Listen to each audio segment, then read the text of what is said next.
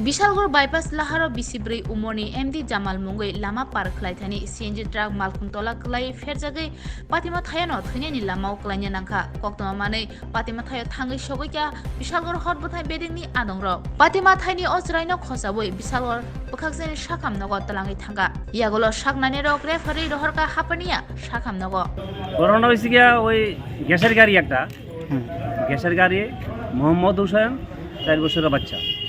কোনখানে হয়েছে ঘটনা? এটা ওই বাইপাসের দিকে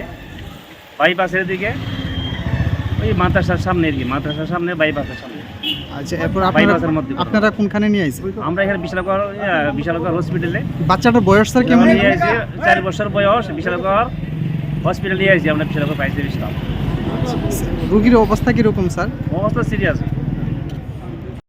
আরে ওইদিকে বাইপাস রাউতলা বাইপাসের দিকে আমার একটা বাচ্চা মনে ছিল কি, তারপরে গ্যাসের গাড়ি একটা তো অনেক গতিতে আইতে দিছে, মানে ব্রেক টাকার দিছে না। তারপরে বাচ্চাটা দেখবে ব্রেক দিছে না, ডাইরেক্ট মেরে দিছে, বাচ্চাটার উপরে বাড়ি দিয়ে দিছে কি দিয়ে বাচ্চাটা ছিটকে ফেলাই দিছে রাস্তার ধারে। তারপরে গাড়িটা পেছনে আইসি, গাড়িটার দিকে আছে, গাড়ি আমরা পাইছি কিন্তু মানুষ পাইছি না। এদিকে কোন বাড়িতে গেছে না কিতা কইছে, মানে অনেকে কইছে কিন্তু কই বিচারে কেউ দেয় না বার করে।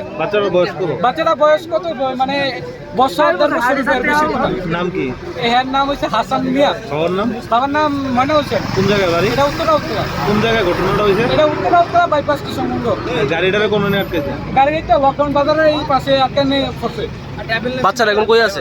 বাচ্চাটা মনে হয় এখন হসপিটাল হয়ে গেছে। কি অবস্থায় আছে বাচ্চারা? মানে ডেথ মনে হয়।